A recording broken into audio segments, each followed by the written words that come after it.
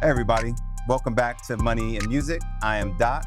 Today we're going to be listening to some heavy hitters in the finance and music industry. If you can buy a soda, you can invest. We own hip hop, but we don't own rap music. What's the cliche statement? If you hang around 5 rich people, you'll be the 6th. I listen to his music because he's talking about, hey, how much farther he wants to go. And I tell people in my business, I turn dreamers into doers.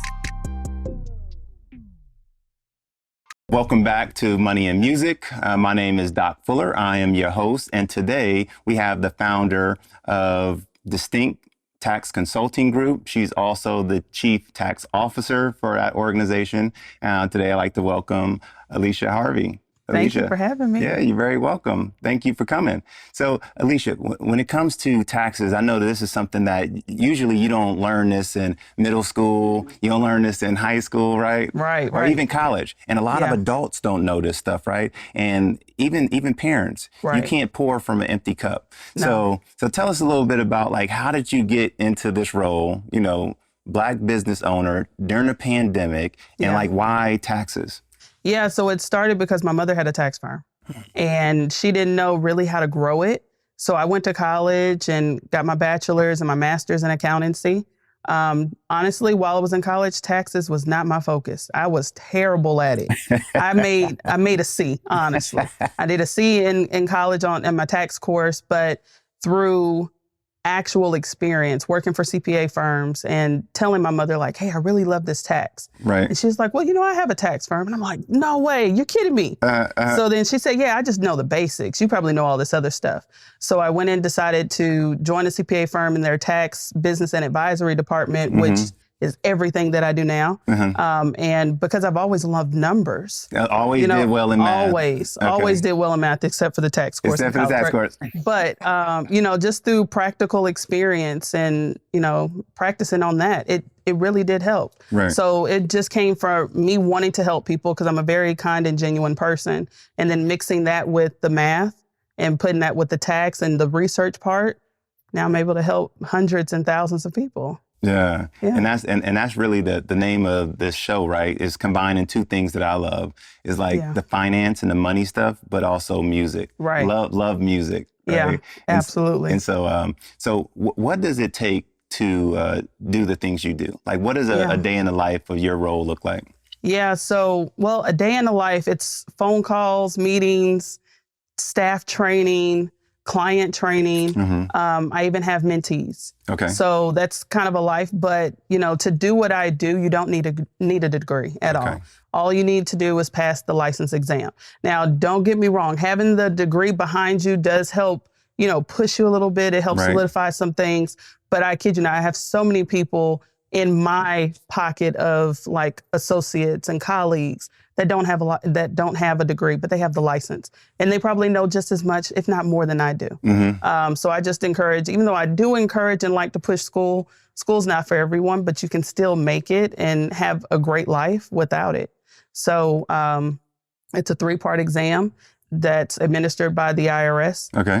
They're not such scary people as what some think. You know, it's all about communication. Yeah. And, you know, as long as you're able to do that, and you don't necessarily have to like numbers to do what I do, because there's a lot of technology out there that can assist you along the way. It's just you have to understand what is the computer doing and what is the computer supposed to be doing, because technology breaks. So, you know, just pushing forward. So the pandemic has created a lot of these entrepreneurs that are doing Shopify. They have Weebly, right? They're selling stuff on Instagram, Facebook. But there's an accounting part to that. So I'm 21 years old. I started a merch business, right? So I'm on Printify or Printful, something like that. Printful, yeah, Printful or Printify, right? There's a couple of different things that you can go and do. So I start up my own merch. Right. I get my logo trademarked. I put it on those platforms, and even Amazon has a merch now. They do. So now what? Like, I'm 21. I did that stuff. I navigated those waters. Now, what do I need to know from your perspective? Yeah. So it's all about the business behind the business, because that's what's going to shut down your company faster than not having sales. Right. So you need to know, what are you making? What are you spending? That breaks it down to the profit and loss statement. So as long as we can put those together and pull some analytics out of that, so I can tell you, are you profitable? What are you spending most of your money on? Are your prices in the right range? Because you can sit here and do the research and see how much Amazon's selling it for, how much Walmart is selling it for, but they have buying power. Right. So small business owners, we don't necessarily have that large of a buying power to get our cost per item that low. So we have to kind of look at other ways that we can maximize it. And then, of course, get to, okay, we can make sales, the marketing aspect of it. But if we don't have that accounting and business foundation, your business may crumble. And next thing you know, you're like, how are you doing that? You see a friend that they grow so much faster than you are. Right. It's because they have their business together behind the scenes. So your accounting, your lawyer, your tax professional, and of course, just making sure that you can write everything off too. Yeah. So yeah, all of that's important. I remember growing up. So I grew up in Long Beach, California. Okay. So LBC, right? And there's something that you said that kind of hit home with me. So there's a rapper, MC8. MC8 said, if it don't make dollars, it don't make sense. It don't make sense. It don't make sense, right? And so from a business perspective, you have to look at what's coming in, right? And also what's going out. And so how do you budget that? Like, what kind of services do you provide to help them navigate those waters? Yeah, so you first have to go with different vendors. So you have to see, just because that vendor has been providing you all of these products or whatever the items that you're buying to sell, just because they've been reliable doesn't mean that there's other reliable people out there that are at a cheaper price, right? So I get loyalty, but sometimes we have to think smarter, and then understand that it's just business sometimes. Some of the services that we offer that helps with that is the budgeting and analyzing part of it. Got it. So when you're budgeting, we have to know, what is our end goal, right? So we could make 100,000 today and then spend 50,000 and net 50 because that was your goal. But you can't look at someone else and assume that they made 100,000 and they're netting, say, 10,000. Their budget is completely different from what you had, right? Or it could be one of those things that when people say, I'm keeping up with the Joneses, and it's a revolving door. Someone can make $1 million and net 10,000. And you could make 100,000 and net 50. So all of that behind the scenes, that's what matters. So you don't necessarily have to be a millionaire to have a great lifestyle. You can have a great lifestyle at 100, 200, 300,000. It's just a matter of, what are the numbers behind the face? Right. So behind the Instagram, behind the Facebook, what does it really look like? And the unfortunate part is, just even some of the people that you see on TV every day, they don't have it together. They don't have it together. And it's just, their face, their brand. And it's cool because it gives us motivation, inspiration to move forward with things. But if you see what's behind closed doors, it's a whole nother story. You're like, oh my gosh, right? Because you'll hear about basketball players and rappers and things like that will make millions. They have either, didn't review it with their lawyer, the contracts. And then, they're like, I got over here. And, just maybe some of the basketball players that go broke and they're like, oh yeah, they have a job now. They might be selling cars or doing something else. And you're like, well, what happened? I thought they had money. It's about budgeting. Investing your money in the right way. So I'm a hip hop guy, right? Yeah. So from a hip hop perspective, there's so much out there as far as lyricists that like have these hidden jewels in songs. Do you have like some hidden jewels? Like what's some musical inspiration that you have in regards to wealth building, financial planning? Like what's a song that inspires you when you think about getting to the next level? Yeah. So, oh man. I'm asking some tough ones. Yeah, that's a tough one. That's a big tough one. I don't necessarily have one that gives me like a hidden gem, but I would say a most recent song, Boss Friends. Okay. Right. So, and it's just from my personal journey. I was one of the first business owners of my friends, of my family that legitimately went through. And, they'll sometimes, I know there's a song out there, I don't know it, but when they talk about how it's lonely at the top, and I get to the point of, man, there's no one that can come out with me. There's no one that can, go on these trips with me and kind of spend the same type of money that I'm spending. And sometimes it's just very unfortunate when you don't have a circle of boss friends. So I eventually had to get to the point where I created my circle of boss friends. That's what I'm talking about. You know, to help motivate me more and more. But I didn't even realize that I was an inspiration to the friends and family around me.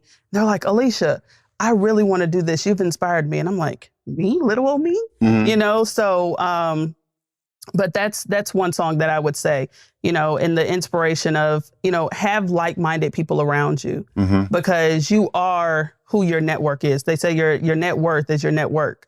And so I make sure that I keep people around me that have the same mindset and the same goals as me.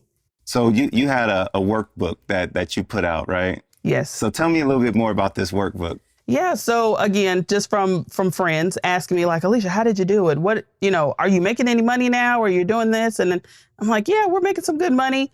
And I had a friend that asked me, well, how much are you making? I said, okay, I can't disclose all of that, but I can tell you how to make 100,000, at least that point. So my workbook is her first 100,000 the right way. And nothing against men, but women are just like, they gravitate to me very quickly. So I said, okay, well, these are the people that are asking for my help. Right. So let me go and make a workbook that works and is focused for them. It tells you about the marketing, the budgeting, the sales price, just the social media aspect of it, the networking aspect of it, all of the things that you need in order to push your business forward and how to move in that direction so that you can make that first 100,000 the right way and not necessarily say, oh my gosh, my business isn't working, or I'm spending so much money and I'm not making anything. So that's really what my workbook is about, and just empowering women that you can do it as long as you have the guidance. And I know I can't spread myself so thin. So the workbook helps put me in their face more often than just me physically being there, because there's so many women that ask about it. And I said, okay, let me go ahead and put this workbook out. That's what's up. Yeah. And I have 3 daughters, 5, 8, and 22. So, so I'm all about 3 of my 4 kids are girls. So shout out to Charlotte, Layla, and Autumn. Yeah. But, you know, I have to get your workbook. We're going to tap into that because I think probably for my 22-year-old, there's a lot of information that's in there that's going to be empowering. Yeah. So, you know, before we wrap up, what would be some like last words that you would encourage or empower or educate the next generation with? Yeah, I would definitely say that, you know, don't be afraid to take a risk. Do not listen to anyone that's out there that's not doing what you want to do, because the thing is, they don't necessarily know how to get to the next level. Right. Surround yourself with people who have those same mindset and those same goals. And then, of course, you know, if you don't understand the numbers, if you don't understand your finances or audits, your taxes, ask someone, you know, ask the question. Don't be afraid. Don't sit there and, you know, suffer alone. Ask the question. I know I offer, you know, free discovery calls to people that, whether it's kids, adults, just to get some preliminary information. I give out, you know, just knowledge for free. I do speaking engagements and things like that. There are people out there that want to help you to get to the next level. And a lot of times it's not about the money. It's about passing it on, because all this knowledge that I have, I die with it. And where does it go? Nowhere. Yeah. Right. So it's just a matter of just keep pushing. And don't be afraid to ask questions. That's what's up. Yeah. Like raise as you rise, right? Absolutely. Bring others with you. Yeah, absolutely. Well, Alicia Harvey, thank you so much for coming out today. We really appreciate it. Looking forward to getting your book for my 22-year-old, as well as our viewers being able to tap into more of what you're doing. Absolutely. So, thank you. I appreciate that. You're very welcome.